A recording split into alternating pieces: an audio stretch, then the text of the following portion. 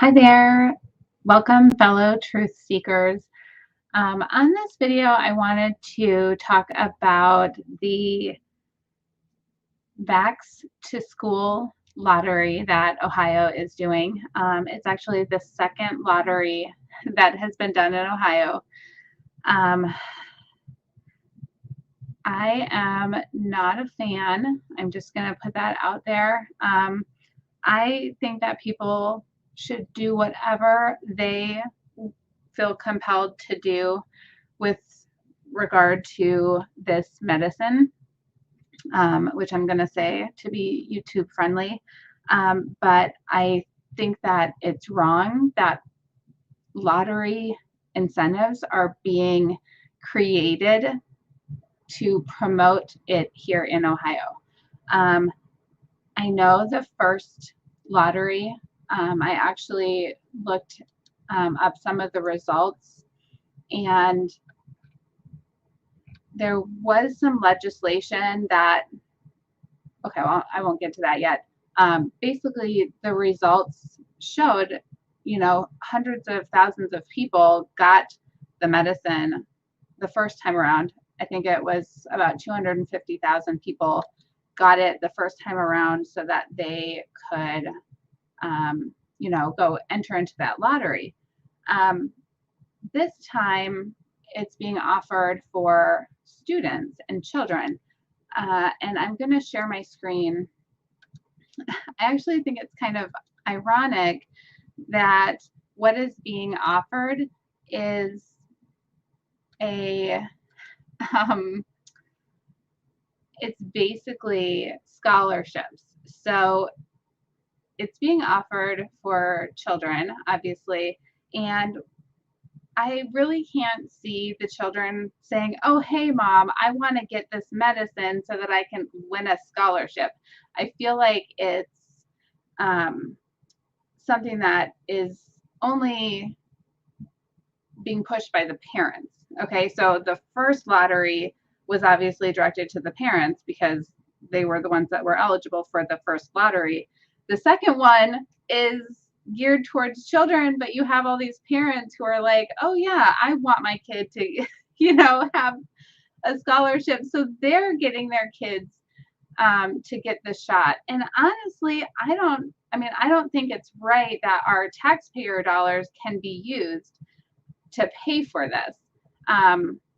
So this is the article that was in the Canton Repository today. And it talks about, the first 30 people have earned the scholarships. And,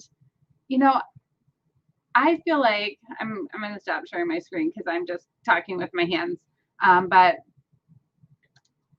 literally, it should be people's choice. We should not be funding this through our tax dollars.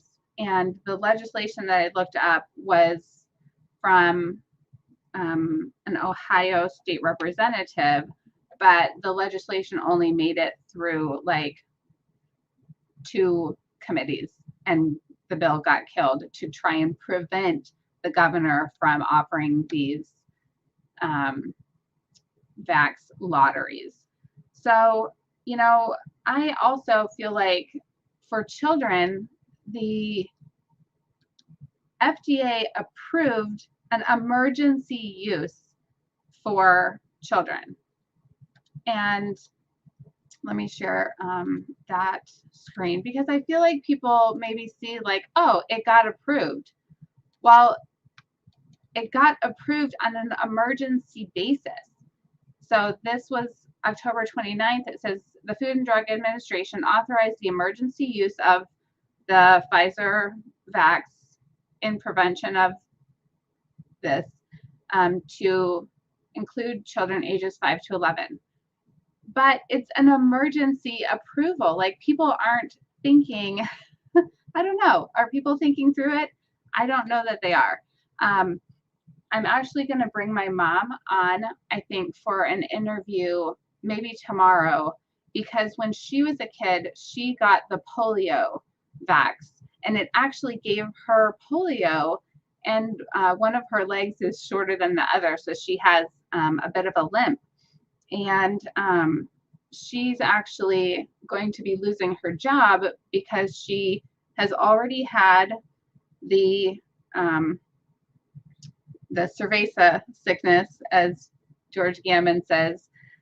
She's already had it, so I believe that she has, a natural immunity, and she's got antibodies that have built up in her system, and she works at a nursing home. But the reason she's losing her job is because she's refusing to get the medicine, and apparently the president's mandate is still in effect for the nursing home that she works at, because it's federally funded through Medicaid. So instead of OSHA and all the things that we've read about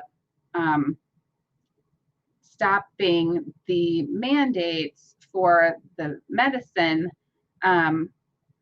this avenue of that the president is following is things that are funded by Medicare and Medicaid. So I'm going to have her on, I think, because I feel like she has a great story, and I would like to share it with you. But that gets me to my next point of, are we that are choosing we are choosing freedom and free will, basically. Are we the silent majority, or are we the silent minority? Or are we not? I don't want to be silent anymore, which is why I'm creating videos on the content that I am passionate about. And one of the main things that I'm passionate about is that we should be able to choose if we want it or not, and not, I feel like what's sort of happening in the world is against people that choose not to get the mandates, choose not to follow the mandates. I just want to make my own decisions, and I don't want to be punished for not choosing to, make the decision that the government wants me to make. So, you know what? Maybe you're out there and you have not, I don't know. I don't want to be biased towards whether or not I think you should get the medicine or not. I want to just say I think we should have the freedom to choose. And I also would like to know from our government, I'm going to maybe figure this out, is how can I opt out of paying for these lotteries? Because I feel like all of these I know the government's printing money like crazy, and that's funding a lot of the relief, so to speak, from the pandemic.